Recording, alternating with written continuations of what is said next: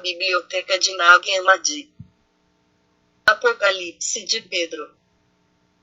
Enquanto o Salvador estava sentado no templo, ele me disse: Pedro, abençoados são os perfeitos que pertencem ao Pai, que por meu intermédio revelou vida para os que são de vida, já que eu os lembrei quem são os que estão edificados naquilo que é forte. Que eles possam, então, ouvir a minha palavra, e distinguir palavras de imoralidade em disciplina das palavras de disciplina, e reconheçam a excelência desta doutrina que é do pleroma da verdade. Assim, eles serão iluminados de bom grado por mim, a quem as autoridades perseguiram, mas elas não me encontraram. Tampouco eu fui mencionado entre qualquer geração dos profetas. Mas agora eu estou entre vocês, nesta forma visível. Eu sou o Filho do Homem, exaltado acima dos regentes dos céus, cujas criaturas nos perseguem por não quererem que surjam outros de natureza igual.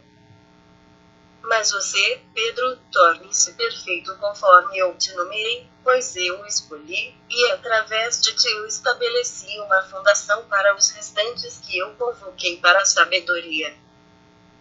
Portanto, seja forte até que eu termine a minha missão. Veja, eu desci para este mundo tomando esta forma provisória e os chamei, para que vocês me conhecessem de um modo que é digno de ser proclamado. Contudo, esta pele receberá as marcas da rejeição que eu sofri, e estacas serão cravadas nos tendões destas mãos e pés. Em seguida eles coroarão esta cabeça, para zombarem da minha honra. E um corpo espiritual luminoso eu receberei do Pai em recompensa pelo meu serviço realizado. Mas ainda esta noite eu te repreenderei 3 vezes. Enquanto o Senhor dizia estas coisas, eu vi os padres e as pessoas com pedras se aproximando rapidamente, a intenção deles era nos matar. Eu estava com medo de que nós iríamos morrer. Então ele me falou: Pedro, eu já te disse várias vezes que estas pessoas são cegas, e elas não têm discernimento.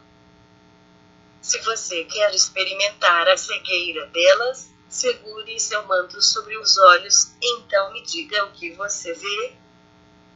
Quando eu fiz isto, eu não vi nada. Ninguém consegue ver deste jeito, eu disse. Então ele me falou para fazer novamente. Eu fiz, e fui tomado por uma mistura de medo e alegria, pois eu vi uma luz nova, maior do que a luz do dia. Então a luz desceu sobre o Salvador, e eu contei para ele o que vi. Ele me falou de novo: coloque suas mãos nos seus ouvidos, escute o que as pessoas estão dizendo. Eu ouvi os padres enquanto eles estavam sentados com os escribas, as multidões estavam gritando. Eu contei para ele o que eu ouvi, e ele de novo me disse: aguce os seus ouvidos, escute o que eles estão dizendo. Eu escutei novamente. Enquanto você está sentado, eles te louvam. Quando eu disse isto, o Salvador respondeu: eu te falei antes que estas pessoas não conseguem ver nem ouvir. Mas agora eu te digo para ouvir o que eles dizem, porque as palavras deles são um mistério. Guarde as informações que você ouvir. Não conte para ninguém, porque elas não são para as pessoas desta era, mas para o futuro. Se você fizer isto, você será louvado pela sua sabedoria. Por outro lado, se você contar tudo o que você sabe, os ignorantes desta época blasfemarão contra ti. Muitos a princípio irão aceitar o nosso ensinamento, mas depois se desviarão de novo, pela vontade do Deus do erro deles, pois assim eles cumprirão o que ele quer.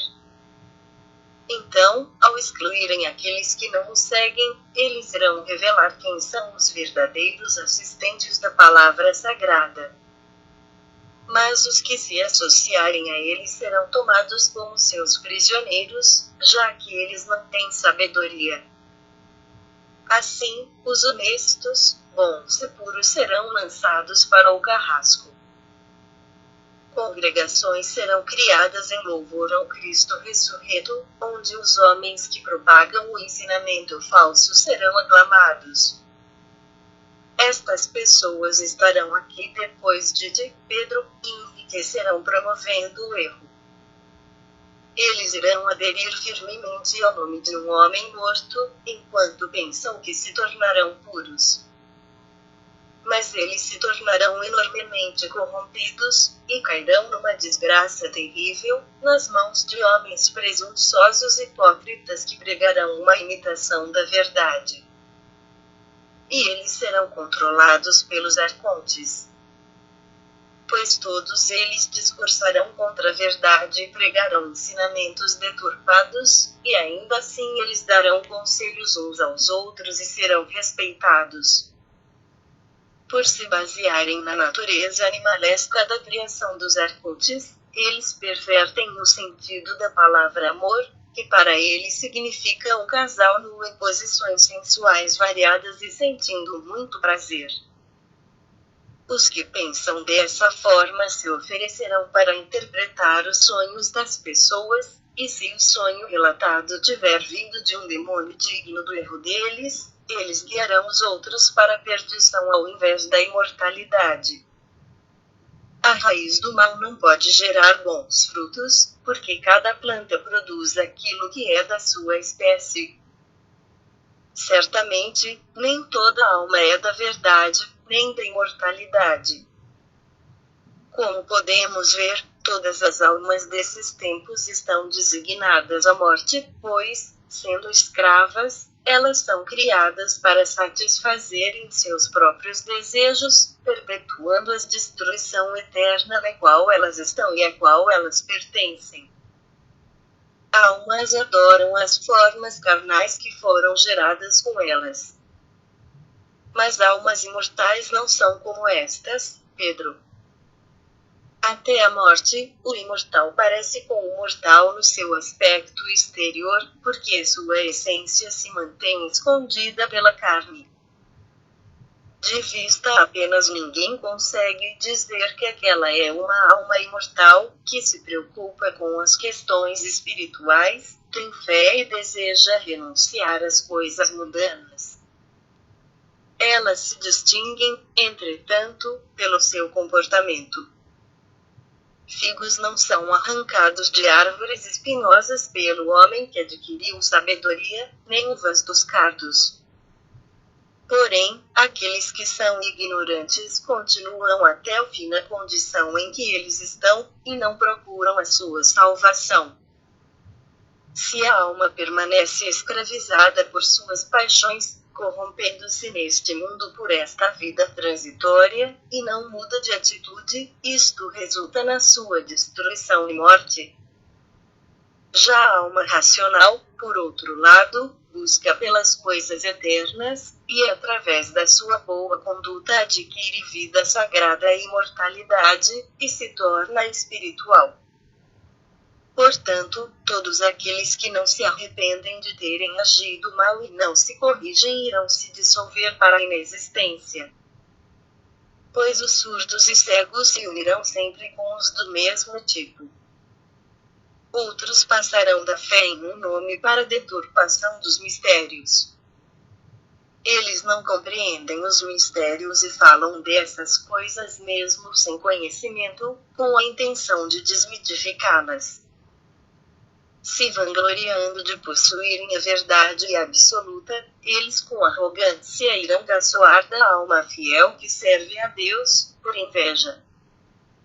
Pois cada autoridade, regente e poder do céu sempre desejou depreciar as almas imortais, desde a criação do universo, para que, fazendo isso, eles possam ser glorificados no lugar delas. Eles querem ser considerados como aqueles que trazem os outros para a verdade, embora eles não conheçam a verdade e não foram salvos. Desta maneira, os ímpios pretensiosos serão admirados pelas multidões.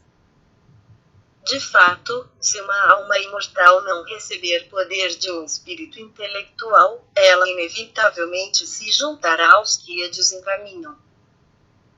Porque os mensageiros do erro, que são muitos e odeiam a verdade, irão misturar o erro e as leis deles junto com estes ensinamentos meus, que são puros.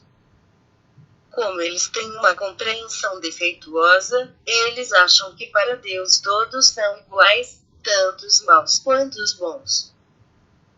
Eles transformarão as minhas palavras numa atividade comercial, e as almas imortais o seguirão para a danação enquanto eu não retornar. Pois elas estarão entre blasfemadores. E eu perdoo as transgressões delas, que elas cometeram por influência desses adversários. Eu os redimi da escravidão na qual elas estavam e as libertei. E após isso, os arcontes criarão um remanescente de impostores em nome de um homem morto, que é Hermas, o primogênito da injustiça, para que a luz verdadeira que existe não seja acreditada pelos pequenos. Mas os inimigos deste tipo serão lançados na escuridão externa, para longe dos filhos da luz. Pois eles não entrarão no reino eterno nem permitirão que outros obtenham o conhecimento necessário para entrar. Outros deles que têm desejo sexual acham que poderão aperfeiçoar a sabedoria da fraternidade verdadeira, que é a amizade espiritual de companheiros enraizados em comunhão imaculada, através dos quais o mistério do matrimônio de incorruptibilidade será realizado. De forma similar aos outros blasfemadores, a congregação da Irmandade aparecerá como uma imitação da sabedoria. Estas são aquelas que oprimem seus irmãos, dizendo a eles, já que a salvação veio do ventre, Deus abençoa a procriação, não estando cientes da punição que sofrerão por proclamarem essa maldade aos pequenos, os quais elas cobiçaram e capturaram com este engodo. Numerosos também serão aqueles que se darão títulos impressionantes, como bispos e também diáconos, como se tivessem recebido autoridade diretamente de Deus. Eles servem à vontade dos regentes. Estas pessoas são canais secos. Mas eu disse, eu estou muito perturbado pelo que você me disse, que as congregações, no nosso entendimento, são falsificações da verdade, e que multidões enganarão multidões daqueles que possuem vida, irão se misturar com os pequenos e destruí-los. Mas, por dizerem o seu nome, eles serão acreditados. O Salvador disse, por um tempo predeterminado, em proporção ao erro deles, eles terão autoridade sobre os pequenos. Quando o prazo do erro for concluído, aquele que não tem idade e possui uma compreensão imortal se renovará, e os pequenos vencerão aqueles que os dominam. Ele arrancará a raiz do erro deles, e ele irá humilhá-la e expô-la junto com toda a glória descarada que ela tomou para si. E os perfeitos subirão para os aeons imutáveis. Venha, então, vamos prosseguir cumprindo a vontade do Pai Imaculado. Pois veja, aqueles que trarão julgamento sobre si mesmos estão a caminho, e eles se envergonharão. Mas eu sou inalcançável para eles. Você, Pedro, estará entre eles. Mesmo que se acovarde, eu te digo, não tema. As mentes deles se fecharão, porque o invisível os opôs. Quando ele me disse estas coisas, eu vi a multidão aparentemente o pegar. Eu disse, o que eu vejo, Senhor? Eles estão realmente te levando embora? Ou é você que está junto a mim? Quem é esta pessoa que eu vejo, contente e sorrindo acima da cruz?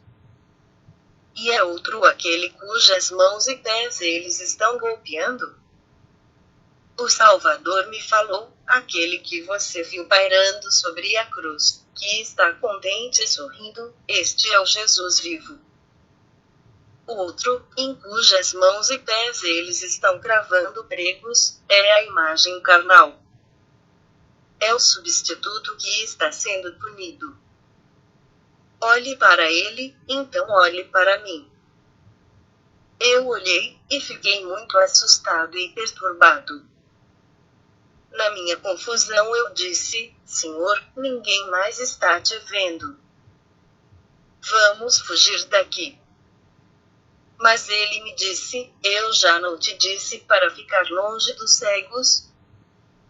Você não entendeu que eles não sabem o que estão fazendo? Pois foi o filho da glória deles que eles humilharam, e não o meu servo. Eu vi alguém nos aproximando que se parecia com ele, aquele mesmo que estava sorrindo sobre a cruz. Ele estava acompanhado do Espírito Sagrado, e eu entendi então que ele era o Salvador. Havia uma grande luz inefável em volta deles, além de uma multidão de anjos inefáveis invisíveis os abençoando.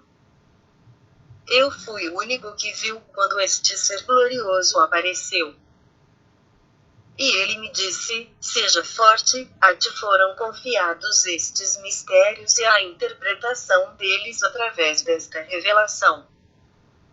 Aquele que as autoridades crucificaram era primogênito de uma família da raça dos demônios, ou seja, um mero vaso de barro no qual uma alma deles habitava, pertencente ao Elohim, o regente deste mundo, e agora está sob a cruz da sua lei.